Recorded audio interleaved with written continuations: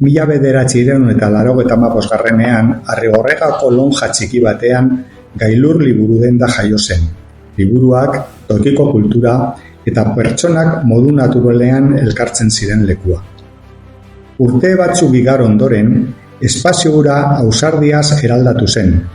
Metro gutxi batzuk aurrera egin eta proiektua sakon berritu zen formari eta funtsari dagokienez. Horrela sortu zen Amalur liburudenda, hizkuntzarekiko konpromiso garbi eta irmoarekin. Euskaraz bizitzea, euskaraz lan egitea, euskaraz arnastea.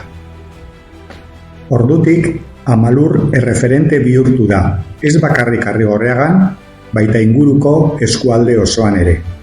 Euskaraz artatzen dute, produktu euskaldunak lehenesten dituzte, eta xehetasun guztiak zaintzen dituzte, kartelak, argitalpenak, sare sozialak, hizkuntza beti presente, ikusgarri eta naturala izan dadin.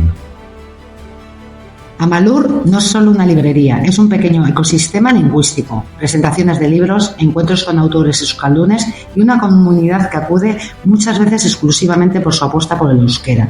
Incluso personas que se esfuerzan por hablarlo allí, porque saben que ese espacio lo cuida y lo protege.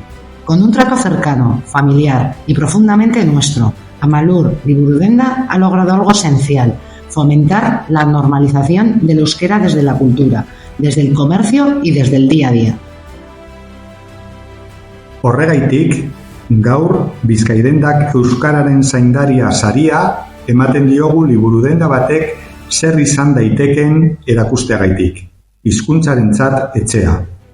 Amalur liburudenda, gure hizkuntza bizirik mantentzen duen lekua.